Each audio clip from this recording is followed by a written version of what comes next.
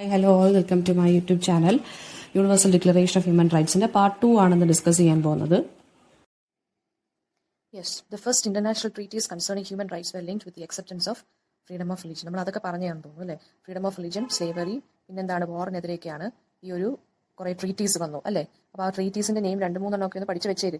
Freedom of റിലിജനും support ചെയ്യാൻ വേണ്ടിയും പിന്നെന്തൊക്കെയാണ് എന്തിനൊക്കെതിരെയാണ് സ്ലേവറിക്കെതിരെയും വാറിനെതിരെയൊക്കെ കുറേ ട്രീറ്റീസ് വെച്ചിരുന്നു. പിന്നെന്താണ് റെഡ് ക്രോസ് കമ്മിറ്റിയുടെ ആ ഒരു ഫോർമുലേഷൻ പറഞ്ഞത്, അല്ലെങ്കിൽ ഒരു ഫോർമേഷൻ റെഡ് ക്രോസ് കമ്മിറ്റി എന്ന് പറഞ്ഞാൽ മിസ് പറഞ്ഞ പോലെ പീസിന് വേണ്ടിയും ഈ വാർ നടക്കുന്ന സമയത്ത് ആളുകളെ ട്രീറ്റ് ചെയ്യാൻ വേണ്ടിയും കൺട്രീസ് തമ്മിലുള്ള പീസിന് വേണ്ടിയൊക്കെയാണ് ഈ റെഡ് ക്രോസ് കമ്മിറ്റി കൊണ്ടുവന്നത്.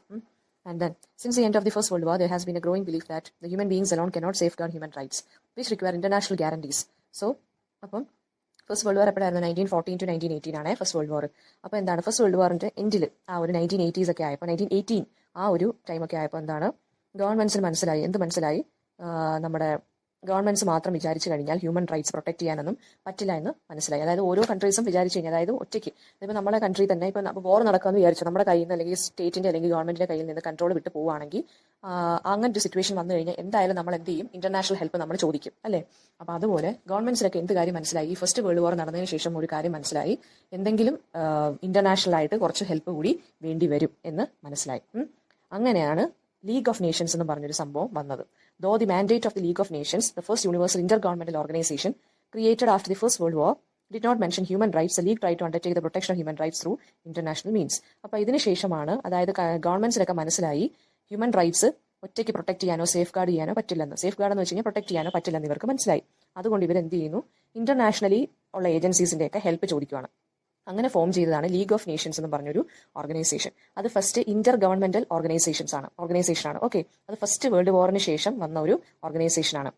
അതിനകത്ത് ഹ്യൂമൻ റൈറ്റ്സിനെ കുറിച്ചൊന്നും പറഞ്ഞില്ലെങ്കിൽ പോലും ഈ ലീഗ് ഓഫ് നേഷൻസ് എന്ന് പറഞ്ഞ ഇന്റർ ഗവൺമെന്റൽ ഓർഗനൈസേഷൻ എന്ത് ചെയ്തു? ഹ്യൂമൻ റൈറ്റ്സിനെ പ്രൊട്ടക്ട് ചെയ്തു ഇന്റർനാഷണൽ മീൻസ് വഴി. അതായത് ഇവിടെ എന്തെങ്കിലും ഒരു പ്രശ്നം ഉണ്ടായിക്കഴിഞ്ഞാൽ ഈ ലീഗ് ഓഫ് നേഷൻസ് എന്ന് പറഞ്ഞ സംഭവം, അതായത് ഇപ്പൊ ലീഗ് ഓഫ് നേഷൻസ് ഇല്ല കേട്ടോ. ലീഗ് ഓഫ് നേഷൻസ് പണ്ടുണ്ടായിരുന്നു. ഈ ഒരു വേൾഡ് വാർ കഴിഞ്ഞതിന് ശേഷം ആ ഫോം ചെയ്തെന്ന് മിസ് പറഞ്ഞില്ലേ? ഫസ്റ്റ് വേൾഡ് വാറിന് ശേഷം ലീഗ് ഓഫ് നേഷൻസ് എന്ന് പറഞ്ഞ ഓർഗനൈസേഷൻ ഫോം ചെയ്ത്. അപ്പൊ അന്ന് ശരിക്കും പറഞ്ഞാൽ കുറച്ച് കൺട്രീസ് ഒക്കെ ഇതിനകത്ത് ജോയിൻ ചെയ്തു. പക്ഷേ അമേരിക്കയും ഒക്കെ മാറി നിന്നു, US ഒക്കെ മാറി നിന്നു.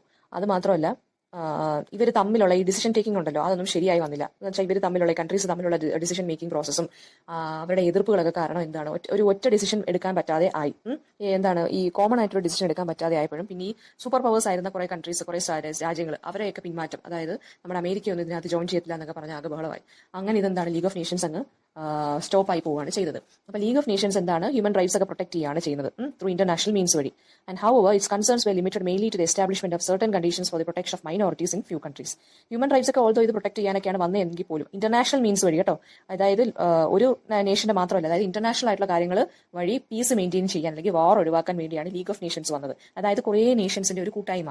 അപ്പോൾ അവിടെ ആ ഒരു ഏതെങ്കിലും ഒരു നേഷനിൽ എന്തെങ്കിലും കുഴപ്പം വന്നു കഴിഞ്ഞാൽ, ഒരു കൺട്രിയിൽ എന്തെങ്കിലും കുഴപ്പം വന്നു കഴിഞ്ഞാൽ എന്ത് ചെയ്യും? ഇവരെല്ലാവരും കൂടെ ചേർന്ന് അതിനകത്ത് ആ ഒരു പ്രശ്നം സോൾവ് ആക്കാൻ നോക്കും. അതാണ് പറഞ്ഞത് ഇന്റർനാഷണൽ മീൻസ് വഴിയാണ്.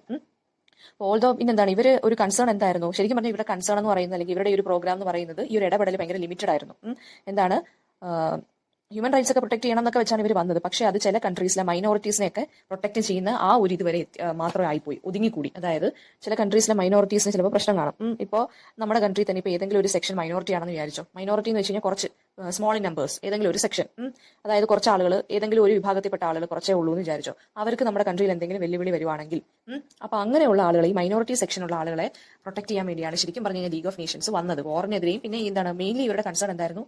മൈനോറിറ്റീസിനെ പ്രൊട്ടക്ട് ചെയ്യുന്നത് മാത്രമായി മാറി. ഹ്യൂമൻ റൈറ്റ്സ് പ്രൊട്ടക്ട് ചെയ്യാൻ വേണ്ടി വന്ന ആളുകൾ ഒരു പ്രത്യേക ഗ്രൂപ്പിലുള്ള മൈനോറിറ്റീസിനെ മാത്രം പ്രൊട്ടക്ട് ചെയ്യുന്ന അത്രയും ആയിപ്പോയി അവരുടെ ഒരു ലിമിറ്റേഷൻ. അങ്ങനെ ആയിപ്പോയി അവരുടെ ആ ഒരു ഫ്രീഡം കേട്ടോ. അവരുടെ ആ റൈറ്റ് എങ്ങനെ ലീഗ് ഓഫ് നേഷന്റെ റൈറ്റ് എന്ന് പറയുന്നത്, അല്ലെങ്കിൽ അവരുടെ ആ ഒരു ഇടപെടൽ ഹ്യൂമൻ റൈറ്റ്സിനെ മൊത്തത്തിൽ സേഫ് ഗാർഡ് ചെയ്യാൻ, പ്രൊട്ടക്ട് ചെയ്യാനായിരുന്നു. പക്ഷേ ഇന്റർനാഷണൽ മീൻസ് വഴി. പക്ഷേ എങ്ങനെയായിട്ട് ചുരുങ്ങിപ്പോയി? അത് കുറച്ച് മൈനോറിറ്റീസിനെ മാത്രം പ്രൊട്ടക്ട് ചെയ്യുന്ന രീതിയിൽ ആയിപ്പോയി. അങ്ങനെ ഇവരുടെ ആ ഒരു കൺസേൺ എന്ന് പറയുന്നത് ലിമിറ്റഡ് ആയിപ്പോയി കേട്ടോ. The standards determining the conditions of the industrial workers established in the beginning of the 20th century became the subject of further international agreements elaborated by the International Labour Organization created in 1919. ഇനി international labour organisation എന്ന് പറഞ്ഞൊരു organisation form ചെയ്തു. അത് ആരെ protect ചെയ്യാൻ വേണ്ടിയാണ്? Industrial വർക്കേഴ്സിനെ, അതായത് ഇൻഡസ്ട്രിയിൽ വർക്ക് ചെയ്യുന്ന ലേബറേഴ്സിനെ പ്രൊട്ടക്ട് ചെയ്യാൻ വേണ്ടി 20th സെഞ്ചുറിയിൽ, 20ാം നൂറ്റാണ്ടിൽ വന്ന ഒരു ഓർഗനൈസേഷനാണ്. അത് 1919 വന്നത്, ക്രിയേറ്റ് ചെയ്തത് കേട്ടോ. The International Slavery Convention signed in Geneva on 25th September 1926 entered lengthy efforts aimed at the abolition of slavery. ഇനി സ്ലേവറി അബോളിഷ് ചെയ്യാൻ അല്ലെങ്കിൽ സ്റ്റോപ്പ് ചെയ്യാൻ വേണ്ടി ഇന്റർനാഷണൽ സ്ലേവറി കൺവെൻഷൻ അല്ലെങ്കിൽ ഒരു മീറ്റിംഗ് ജനീവ എന്ന് പറഞ്ഞൊരു സ്ഥലത്ത് വെച്ച് നടത്തി. അത് 1926 അതെന്താണ് സ്ലേവറിക്കെതിരെ കൊണ്ടുവന്ന ഒരു സംഭവമാണ്, ഒരു ഓർഗനൈസേഷൻ പോലെയാണ്, ഒരു മീറ്റിംഗ് പോലെയാണ്. Relevant conventions for the protection of refugees were also adopted in 1933 and 1938. ഇനി എന്തൊക്കെ കൊണ്ടുവന്നു, ഇനി എന്തൊക്കെ കൺവെൻഷൻസ് വെച്ചൊരു മീറ്റിംഗ് പോലെ, കൂടിയാലോചന എന്നുള്ളൊരു എന്തൊരു മീനിങ് ആണ്. ഇനി സ്ലേവറിക്കെതിരെ ഒരു ഇന്റർനാഷണൽ സ്ലേവറി കൺവെൻഷൻ സൈൻ ചെയ്തു ജനീവയിൽ വെച്ച്. പിന്നെന്താണ് നമ്മുടെ റെഫ്യൂജീസിനെ, അതായത് അഭയാർത്ഥികളെ സംരക്ഷിക്കാൻ വേണ്ടി 1933 1938 കുറെ കൺവെൻഷൻസ് ഒക്കെ നടത്തി. However despite all these developments human rights law did not emerge in the interwar period. പക്ഷേ ഇതൊക്കെ ഉണ്ടെങ്കിൽ പോലും, ഇത്രയും ഡെവലപ്മെന്റ്സ് ഒക്കെ ഉണ്ടായി എന്നാൽ പോലും ഇൻസ്പൈറ്റ് ഓഫ് ദിസ് അല്ലെങ്കിൽ ഡെസ്പൈറ്റ് ഓഫ് ദിസ് എന്താണ് ഹ്യൂമൻ റൈറ്റ്സ് ലോ, അതായത് നമ്മുടെ ഹ്യൂമൻ റൈറ്റ്സ് ഉണ്ടല്ലോ, ആ ഒരു നിയമം ശരിക്കും പറഞ്ഞു കഴിഞ്ഞാൽ ഇന്റർ വാർ പീരീഡിൽ പോലും ഇല്ലായിരുന്നു. അതായത് ഹ്യൂമൻ റൈറ്റ്സ് മൊത്തത്തിൽ സേഫ് ഗാർഡ് ചെയ്യണം, പ്രൊട്ടക്ട് ചെയ്യണം എന്നൊരു നിയമം ശരിക്കും പറഞ്ഞു കഴിഞ്ഞാൽ കംപ്ലീറ്റ് ആയിട്ട് അല്ലെങ്കിൽ ക്ലിയർ ആയിട്ട് വന്നില്ല. ഇന്റർ വാർ പീരീഡ് എന്ന് വെച്ച് കഴിഞ്ഞാൽ ഈ ഫസ്റ്റ് വേൾഡ് വാറും സെക്കൻഡ് വേൾഡ് വാറും തമ്മിൽ ഒരു ഗ്യാപ്പ് ഉണ്ടല്ലോ, ആ ഗ്യാപ്പിനെയാണ് ഇന്റർ വാർ പീരീഡ് എന്ന് പറയുന്നത്. 1914 to 1918 ആയിരുന്നു ഫസ്റ്റ് വേൾഡ് വാർ, 1939 to 45 ആയിരുന്നു സെക്കൻഡ് വേൾഡ് വാർ. ഈ 1918 1939 ഇടയ്ക്കുള്ള ആ ഒരു ഇയേഴ്സ് ഉണ്ടല്ലോ, ആ വർഷങ്ങൾ, അതിനെയാണ് ഇന്റർ വാർ പീരീഡ് എന്ന് പറയുന്നത്. എന്നാൽ പോലും അപ്പൊ എന്താണ് ഈ ഇന്റർ വാർ പീരീഡിൽ എന്താണ് ഒരു ഫെർദർ ഡെവലപ്മെന്റ്സും ഉണ്ടായില്ല ഹ്യൂമൻ റൈറ്റ്സ് പ്രൊട്ടക്ട് ചെയ്യാൻ വേണ്ടി മാത്രം. ഇതൊക്കെ എന്താണ് സ്ലേവറിക്കെതിരെ, റെഫ്യൂജിക്കെതിരെ, റെഫ്യൂജീസിനെ പ്രൊട്ടക്ട് ചെയ്യാൻ, ഇൻഡസ്ട്രിയൽ വർക്കേഴ്സിനെ പ്രൊട്ടക്ട് ചെയ്യാനൊക്കെയാണ് ഇത്രയും സംഭവങ്ങൾ വന്നത്. ലീഗ് ഓഫ് നേഷൻസ് ഒക്കെ വലിയ കാര്യത്തിൽ വന്നതാണ്, ഹ്യൂമൻ റൈറ്റ്സ് പ്രൊട്ടക്ട് ചെയ്യണമെന്ന് പറഞ്ഞ് വന്നതാണ്. പക്ഷേ എന്തിലോട്ട് മാത്രം ചുരുങ്ങിപ്പോയി, ചില മൈനോറിറ്റി സെക്ഷൻ ഗ്രൂപ്പിലെ ആളുകളെ പ്രൊട്ടക്ട് ചെയ്യാൻ വേണ്ടി മാത്രമായി പോയി. ലീഗ് ഓഫ് നേഷൻസ് പിന്നെ അത് ഡിസോൾവ് ആയി പോവുകയും ചെയ്തു. പിന്നെ എന്താണ് ഇത്രയും കാര്യങ്ങൾ വന്നെങ്കിൽ പോലും ഹ്യൂമൻ റൈറ്റ്സ് മൊത്തത്തിൽ പ്രൊട്ടക്ട് ചെയ്യാൻ വേണ്ടി ഒരു എന്താ പറയാ ഒരു സംഭവം വന്നില്ലായിരുന്നു, അല്ലെങ്കിൽ ഒരു ഓർഗനൈസേഷൻ പോലെ വന്നില്ലായിരുന്നു, അല്ലെങ്കിൽ നിയമം വന്നില്ല. ഇന്റർ വാർ പീരീഡിൽ പോലും ഇല്ലായിരുന്നു എന്നാണ് പറഞ്ഞത്.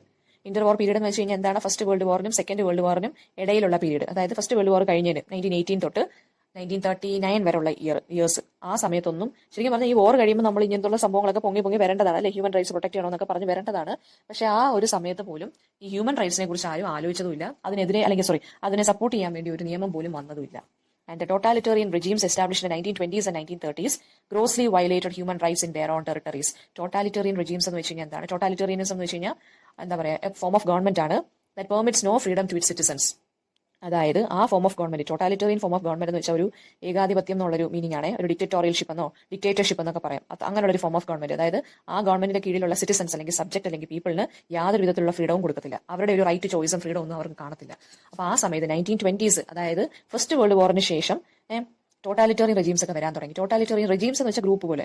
അപ്പൊ എന്താണ് ഹിറ്റ്ലർ, മുസോളിനി, സ്റ്റാലിൻ ഇങ്ങനെയുള്ള ആളുകളൊക്കെ പെട്ടെന്ന് ലീഡർഷിപ്പിൽ വരാൻ തുടങ്ങി. അവരുടെ കീഴിലുള്ള ഗവൺമെന്റ്സ് എന്ത് ചെയ്തു, നമ്മുടെ മാസായിട്ട് അല്ലെങ്കിൽ എന്താണ് ഗ്രോസ്ലി violated human rights in their own territories, അവരവരുടെ കൺട്രീസ് അല്ലെങ്കിൽ ടെറിട്ടറീസിൽ ഈ ഹിറ്റ്ലർ, മുസോളിനി, സ്റ്റാലിൻ അവരെയാണ് ടോട്ടാലിറ്റേറിയൻ റെജീംസ് എന്ന് പറയുന്നത് കേട്ടോ. അപ്പൊ അങ്ങനെയുള്ളവർ എന്ത് ചെയ്തു, ഈ ഒരു അവരുടെ കൺട്രിയിലുള്ള ആളുകളുടെ ഹ്യൂമൻ റൈറ്റ്സ് നല്ലപോലെ വയലേറ്റ് ചെയ്യാൻ നോക്കി. വയലേറ്റ് ചെയ്യാൻ നോക്കി എന്നല്ല, വയലേറ്റഡ് ആക്കി. The Second World War brought about massive abuse of human life and dignity and attempts to eliminate entire groups of people because of their race, religion or nationality. Thus it became clear that international instruments were needed to codify and protect human rights because respect for them was one of the essential conditions for world peace and progress. During the Second World War അല്ലെങ്കിൽ after the Second World War എന്തായിരുന്നു, മാസീവായിട്ട് human rights ഭയങ്കരമായിട്ട് violated ആവാൻ തുടങ്ങി. Human ലൈഫും human dignity ഒക്കെ violated ആവാൻ തുടങ്ങി. അതായത് റേസിന്റെ പേരിലും വംശത്തിന്റെ പേരിലും റിലിജന്റെ പേരിലും നാഷണാലിറ്റിയുടെ പേരിലും ഒക്കെ ആളുകളെ നമ്മുടെ ഈ ടോട്ടാലിറ്ററി റെജീംസ്, അതായത് ഹിറ്റ്ലർ, മുസോളിനി, സ്റ്റാലിൻ പോലുള്ള ആളുകളൊക്കെ അടിച്ചമർത്താനും കൊല്ലാനും ഒക്കെ തുടങ്ങി ഗ്രൂപ്പായിട്ട്. അപ്പൊ ഈ ഹിറ്റ്ലർ ആരാണ്, നമ്മുടെ ജ്യൂസിനെ കൊല്ലാൻ തുടങ്ങി. അപ്പൊ അങ്ങനെ ഇങ്ങനെ ഭയങ്കര മാസീവായിട്ടുള്ള കൊലപാതകങ്ങളൊക്കെ നടന്നു. ഹ്യൂമൻ റൈറ്റ്സ് ഒന്നും പ്രൊട്ടക്ട് ചെയ്യാൻ ആരും ഇല്ല എന്ന് മനസ്സിലായി. അങ്ങനെ അപ്പൊ എന്ത് ചെയ്തു, ഇന്റർനാഷണൽ ഇൻസ്ട്രുമെന്റ്സ്, അങ്ങനെയാണ് ആളുകൾക്ക് മനസ്സിലായത്, അല്ലെങ്കിൽ ഗവൺമെന്റ്സിന് മൊത്തത്തിൽ മനസ്സിലായത് ഇന്റർനാഷണൽ ഇൻസ്ട്രുമെന്റ്സ്, അതായത് ഇന്റർനാഷണൽ ആയിട്ടുള്ള ഓർഗനൈസേഷൻസ് അല്ലെങ്കിൽ ടൂൾസ് വേണ്ടി വരും. എന്തിനു വേണ്ടി? ഹ്യൂമൻ റൈറ്റ്സ് പ്രൊട്ടക്ട് ചെയ്യാൻ വേണ്ടി. അങ്ങനെയാണ്. ബിക്കോസ് എന്തുകൊണ്ടാണ് പീസ് അല്ലെങ്കിൽ പ്രോഗ്രസിന്, സമാധാനത്തിനും വളർച്ചയ്ക്കും എന്താണ് ആവശ്യം, പീസ് ആൻഡ് പ്രോഗ്രസിന് എന്താണ് ആവശ്യം, ഹ്യൂമൻ റൈറ്റ്സ് പ്രൊട്ടക്ട് ചെയ്തേ പറ്റൂ. ഫസ്റ്റ് വേൾഡ് വാറിന് ശേഷം എന്ത് സംഭവിച്ചു, കുറെ ടോട്ടാലിറ്റേറിയൻ റെജീംസ് വന്നു. ഈ സ്റ്റാലിനെ പോലുള്ള, ഈ ഹിറ്റ്ലറെ പോലുള്ളവരൊക്കെ ഒരുപാട് പേര് വന്നിട്ട് റേസിന്റെ പേരിലും നാഷണാലിറ്റിയുടെ പേരിലും റിലിജന്റെ പേരിലും ദി ബിഗാൻ കില്ലിംഗ് പീപ്പിൾ, മാസീവായിട്ട് കൊല്ലാൻ തുടങ്ങി. അപ്പോൾ ഒരു കാര്യം മനസ്സിലായി, എന്താണ് ഒരു ഇന്റർനാഷണൽ ഒരു ഏജൻസി അല്ലെങ്കിൽ ഒരു ഇന്റർനാഷണൽ ടൂൾ അല്ലെങ്കിൽ ഇൻസ്ട്രുമെന്റ് വേണ്ടി വരും. എന്തിനു വേണ്ടി? ഹ്യൂമൻ റൈറ്റ്സ് പ്രൊട്ടക്ട് ചെയ്യാൻ വേണ്ടി. എന്നാൽ മാത്രമേ വേൾഡ് പീസും പ്രോഗ്രസും ഒക്കെ സംഭവിക്കുന്നു മനസ്സിലായി. And this conviction was reflected in and reinforced by the charter of the United Nations on 26 June 1945. ഈ ഒരു കൺവിക്ഷൻ അല്ലെങ്കിൽ വിശ്വാസം എന്താണ്, വേൾഡ് പ്രോഗ്രസും പീസും വേണമെങ്കിൽ, വേൾഡ് പീസ് ഒക്കെ സംഭവിക്കണമെന്നുണ്ടെങ്കിൽ എന്താണ്, ഒരു ഇന്റർനാഷണൽ ഇൻസ്ട്രുമെന്റ് വേണം ഹ്യൂമൻ റൈറ്റ്സിനെ പ്രൊട്ടക്ട് ചെയ്യാൻ വേണ്ടി. ആ ഒരു വിശ്വാസം, ഒരു കൺവിക്ഷൻ എന്താണ്, ഇറ്റ് വാസ് റീഇൻഫോഴ്സ്ഡ് എന്ന് വെച്ചാൽ സ്ട്രെങ്തൻഡ്, ശക്തിപ്പെടുത്തി എന്ന് പറഞ്ഞല്ലേ. ശക്തിപ്പെടുത്തിയത് എങ്ങനെയാണ്, ചാർട്ടർ ഓഫ് യുണൈറ്റഡ് നേഷൻസിലൂടെ ഈ ഒരു നോഷൻ അല്ലെങ്കിൽ ഈ ഒരു ഐഡിയ ശക്തിപ്പെടുത്താൻ തുടങ്ങി. അതായത് വേൾഡ് പ്രോഗ്രസും പീസും വേണമെന്ന് ഇവർക്ക് മനസ്സിലായി. അങ്ങനെ യുണൈറ്റഡ് നേഷൻസ് ചാർട്ടർ എന്ന് പറഞ്ഞൊരു സംഭവം, ഒരു ഡോക്യുമെന്റ് 26 ജൂൺ 1945 എസ്റ്റാബ്ലിഷ് ചെയ്തു. ദെൻ ഈ ചാർട്ടറിനകത്ത് എന്താ പറയുന്നത് അടുത്ത പാരഗ്രാഫിനകത്ത് പറയുന്നത്. ഈ ചാർട്ടർ സ്റ്റേറ്റ്സ്, അത് ഈ ചാർട്ടർ എന്ന് വെച്ചാൽ യുണൈറ്റഡ് നേഷൻസ് ഡോക്യുമെന്റ്, അതല്ലെങ്കിൽ ആ ചാർട്ടർ എന്താണ് പറഞ്ഞേക്കുന്നത്, അതിനകത്ത് കുറെ റൂൾസ് ആൻഡ് റെഗുലേഷൻസ് ഒബ്ജക്റ്റീവ്സ് ഒക്കെ ഉണ്ട്. എന്താ പറഞ്ഞേക്കുന്നത്, അതിന്റെ ഫണ്ടമെന്റൽ ഒബ്ജക്റ്റീവ് എന്തായിരുന്നു, മെയിൻ ഒബ്ജക്റ്റീവ് എന്തായിരുന്നു? To save succeeding generations from the scourge of war and to reaffirm faith in fundamental human rights and the dignity and worth of the human person and in the equal rights of men and women. Article 1 of the Charter states that one of the aims of the United Nations is to achieve international cooperation in promoting and encouraging respect for human rights and for fundamental freedoms for all without distinction as to race, sex, language or religion, thus enshrining the principle of non-discrimination. ചാർട്ടറിന്റെ main objective അല്ലെങ്കിൽ fundamental objective എന്തായിരുന്നു? ഇനി വരുന്ന succeeding generations, അതായത് ഇനി വരുന്ന generations ഉണ്ടല്ലോ, അവരെ വാറിൽ നിന്ന് രക്ഷിക്കുക. സ്കർജ് ഓഫ് വാർ എന്ന് വെച്ച് കഴിഞ്ഞാൽ പണിഷ്മെന്റ് ഓഫ് വാർ. ആ ഒരു വാർ എന്നുള്ള പണിഷ്മെന്റിൽ നിന്ന് ഇനി വരുന്ന ജനറേഷൻസിനെ രക്ഷിക്കുക. പിന്നെന്താണ്? ആൻഡ് ടു റീഅഫേം എന്ന് വെച്ചാൽ എന്താ മീനിങ്? ടു സെറ്റ് ഔട്ട് എന്നുള്ള മീനിങ് എന്താണ്? ഹ്യൂമൻ റൈറ്റ്സിലുള്ള ഫെയ്ത്ത്, വിശ്വാസം ആളുകളിൽ തിരിച്ചു കൊണ്ടുവരിക. ഹ്യൂമൻ റൈറ്റ്സ് എന്ന് പറഞ്ഞ ആ ഒരു ഇതിലുള്ള വിശ്വാസം ആളുകളിൽ തിരിച്ചു കൊണ്ടുവരിക. പിന്നെന്താണ്? അല്ലെങ്കിൽ സെറ്റ് ചെയ്യുക. പിന്നെന്താണ്? ഹ്യൂമൻ ബീയിങ്സിന്റെ ഡിഗ്നിറ്റിയും വാല്യൂനെസ്സും അല്ലെങ്കിൽ വേർത്ത്നെസ്സും എല്ലാം തിരിച്ചു കൊണ്ടുവരിക അല്ലെങ്കിൽ സപ്പോർട്ട് ചെയ്യുക. പിന്നെന്താണ്? മെന്നിനും വിമനും ഈക്വൽ റൈറ്റ്സ് ആണുള്ളതെന്ന് വരുത്തി തീർക്കുക എന്നല്ല, ഈ മെന്നിനും വിമനും ഈക്വാലിറ്റി അല്ലെങ്കിൽ ഈക്വൽ റൈറ്റ്സ് അഷെയർ ചെയ്യുക. ഇത്രയും കാര്യങ്ങളാണ് ഈ ഒരു ചാർട്ടറിനകത്ത് പറഞ്ഞിരുന്നത്. ഇനി ഈ ചാർട്ടറിലെ ആർട്ടിക്കിൾ 1 എന്തിനെ കുറിച്ചായിരുന്നു? ടു അച്ചീവ് ഇന്റർനാഷണൽ കോപ്പറേഷൻ, അതായത് കൺട്രീസ് തമ്മിലുള്ള കോപ്പറേഷനും. എന്തിനു വേണ്ടിയുള്ള കോപ്പറേഷനാണ്? ഹ്യൂമൻ റൈറ്റ്സ് പ്രൊമോട്ട് ചെയ്യാനും സപ്പോർട്ട് ചെയ്യാനും ഉള്ള ഒരു കോപ്പറേഷനും. പിന്നെന്താണ്? ആളുകൾക്ക് അല്ലെങ്കിൽ സിറ്റിസൺസിന് എന്താണ്? ഫണ്ടമെന്റൽ ഫ്രീഡംസ് കൊടുക്കുക. ഫണ്ടമെന്റൽ എന്ന് വെച്ചാൽ മെയിൻ ആയിട്ടുള്ള ഫ്രീഡംസ് കൊടുക്കുക. എന്തിനൊക്കെയുള്ള? അതായത് സെക്സിന്റെ പേരിലായാലും, അതായത് മെയിൽ ഓർ ഫീമെയിലിന്റെ പേരിലായാലും, ലാംഗ്വേജിന്റെ പേരിലായാലും, റിലിജന്റെ പേരിലായാലും, റേസിന്റെ പേരിലായാലും യാതൊരു വിധത്തിലുള്ള ഡിസ്റ്റിങ്ഷൻ അല്ലെങ്കിൽ ഒരു ഡിസ്ക്രിമിനേഷൻ ഓർ ഡിവിഷൻ നടക്കില്ല എന്ന് ഒരു ഉറപ്പ് അല്ലെങ്കിൽ ഒരു ഫെയ്ത്ത് കൊണ്ടുവരാൻ നോക്കുക. ഇത് ഇത്രയായിരുന്നു നമ്മുടെ യുണൈറ്റഡ് നേഷൻസ് ചാർട്ടറിന്റെ മെയിൻ ഒബ്ജക്റ്റീവ്സ് എന്ന് പറയുന്നത്. And then, the provisions of the Charter have the force of positive international law because the Charter is a treaty and therefore a legally binding document. ഇതിനകത്ത് പറഞ്ഞേക്കുന്ന ഈ provisions, അതായത് ഇതിനകത്ത് പറഞ്ഞേക്കുന്ന ഈ ചാർട്ടറിനകത്ത് പറഞ്ഞേക്കുന്ന ഇത്രയും ഒബ്ജക്റ്റീവ്സും കാര്യങ്ങളും ഒക്കെ ശരിക്കും പറഞ്ഞ ഒരു പോസിറ്റീവ് ഇഫക്റ്റ് തന്നെ കൊണ്ടുവന്നു. എന്തുകൊണ്ടാണ്? ബിക്കോസ് ചാർട്ടർ എന്ന് വെച്ചാൽ ഒരു ട്രീറ്റിയാണ് അല്ലെങ്കിൽ ഒരു ഉടമ്പടി. അതായത് പല കൺട്രീസ് തമ്മിൽ സൈൻ ചെയ്യുന്ന ഒരു എഗ്രിമെന്റ് പോലെ അല്ലെങ്കിൽ ഒരു ഉടമ്പടിയാണ്. അതുകൊണ്ട് തന്നെ ഇതിനൊരു ലീഗൽ ഡോക്യുമെന്റ് ആയിട്ടാണ് കൺസിഡർ ചെയ്യുന്നത്. എന്തെങ്കിലും ഒരു വയലേഷൻ സംഭവിച്ചു കഴിഞ്ഞാൽ ബാക്കിയുള്ള കൺട്രീസിന് ഈ ഒരു കൺട്രിയെ വഴക്ക് പറയാനോ അല്ലെങ്കിൽ ക്രിട്ടിസൈസ് ചെയ്യാനോ ഉള്ള ഒരു സംഭവം, ഒരു ലോ പോലൊരു കൊണ്ടുവന്നു. ഇതൊരു ലീഗലി ബൈൻഡിംഗ് ഡോക്യുമെന്റ് ആണ്. All United Nations member state, United nation member state 193 countries ഉണ്ട് കേട്ടോ. United Nations member state, United Nations എന്ന് പറഞ്ഞ ആ ഒരു ഗ്രൂപ്പിൽ 193 കൺട്രീസ് ഉണ്ട്. അപ്പൊ ഏതെങ്കിലും ഒരു കൺട്രി ഇതുപോലെ എന്തെങ്കിലും ഒരു വയലേഷൻ, ഹ്യൂമൻ റൈറ്റ്സിലുള്ള വയലേഷൻ നടക്കുന്നുണ്ടെന്ന് തോന്നിക്കഴിഞ്ഞാൽ ബാക്കിയുള്ള കൺട്രീസ്, മെമ്പർ സ്റ്റേറ്റിന് അല്ലെങ്കിൽ മെമ്പർ കൺട്രീസിന് ഇടപെടാൻ പറ്റും. അപ്പൊ അത് അവർക്ക് നിയമം വെച്ച് വേണമെങ്കിൽ നമ്മുടെ ഗവൺമെന്റിനെ അല്ലെങ്കിൽ ഏത് ഗവൺമെന്റ് ആണോ വയലേറ്റ് ചെയ്യുന്നത് ഹ്യൂമൻ റൈറ്റ്സ് കുറ്റപ്പെടുത്താനും പിന്നെ അതിന് വേണ്ടുന്ന ആക്ഷൻസ് ഒക്കെ സ്വീകരിക്കാനും പറ്റും. അപ്പോൾ ഇനി എന്താണ് പറഞ്ഞേക്കുന്നത്? All United nation member state എന്താണ്? ഈ യുണൈറ്റഡ് നേഷനിലുള്ള ഈ ഒരു ഗ്രൂപ്പ് ഓഫ് കൺട്രീസ് ഉണ്ടല്ലോ, മെമ്പേഴ്സ് ആയിട്ടുള്ള അവരെല്ലാവരുടെയും ജോലി എന്താണ്? ഈ ചാർട്ടറിൽ പറഞ്ഞേക്കുന്ന പോലെ കുറെ ഒബ്ലിഗേഷൻസ് അല്ലെങ്കിൽ കുറെ കടമകളുണ്ട്. ഒബ്ലിഗേഷൻസ് എന്ന് വെച്ചാൽ കടമകളുണ്ട്. എന്തൊക്കെയാണ്? ഹ്യൂമൻ റൈറ്റ്സ് പ്രൊമോട്ട് ചെയ്യുക അല്ലെങ്കിൽ റെസ്പെക്ട് ചെയ്യുക.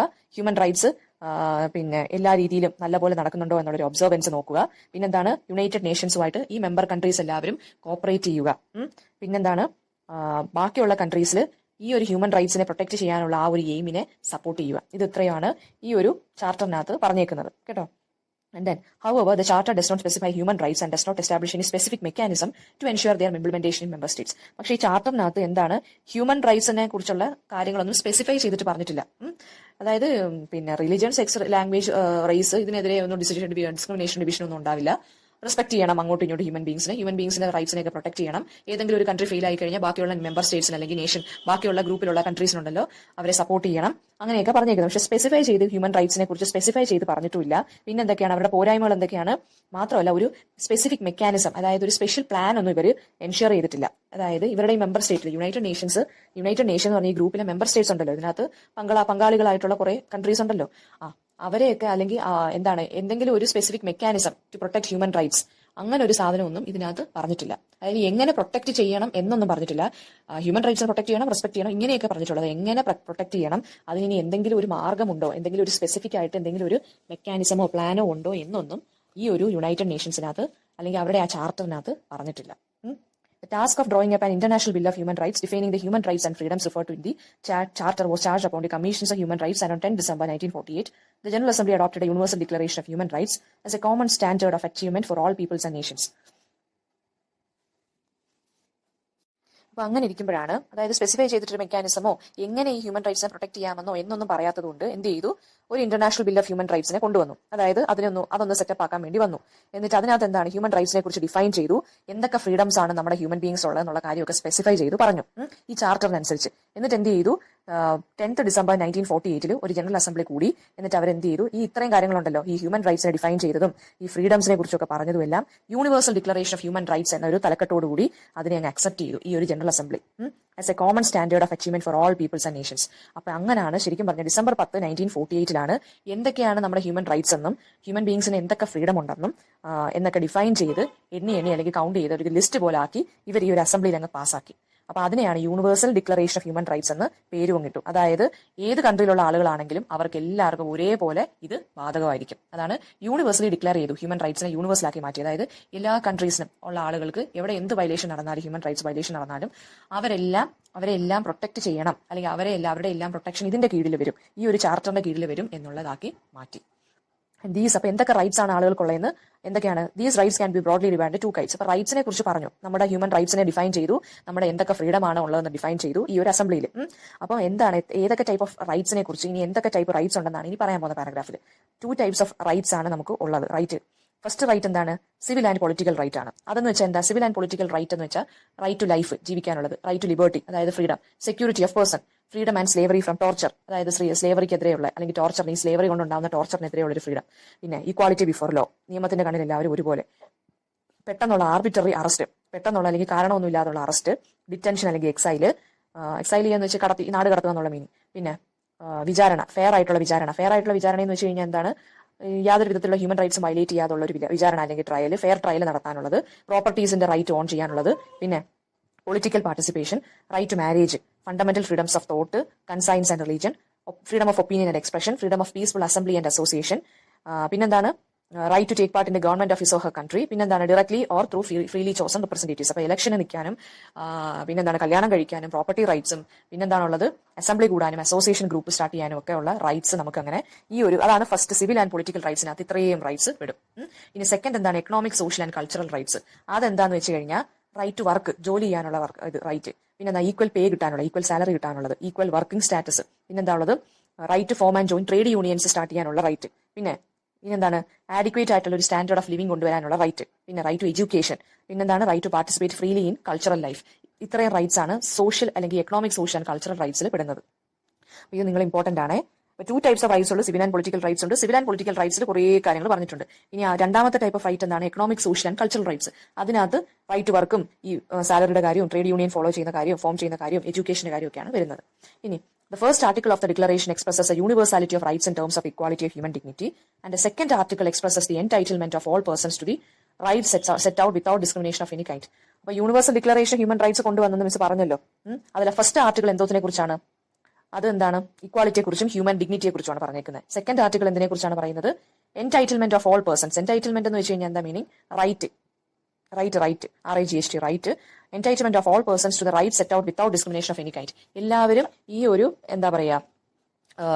ഒരു ഡിസ്ക്രിമിനേഷനും ഇല്ലാതെ ഈ ഒരു റൈറ്റ്സ് ഉണ്ടല്ലോ, നമ്മൾ പറഞ്ഞേക്കുന്ന കുറെ rights, civil, political, economic, social, cultural rights, എല്ലാവരും അതായത് എല്ലാ സിറ്റിസൺസും ഇതിന്റെ കീഴിൽ വരും, അല്ലെങ്കിൽ എല്ലാവർക്കും ബാധകമായിട്ടുള്ള റൈറ്റ്സ് ആണ് ഈ മോളിൽ പറഞ്ഞേക്കുന്ന civil, political and economic, social and cultural rights എന്ന് പറഞ്ഞു.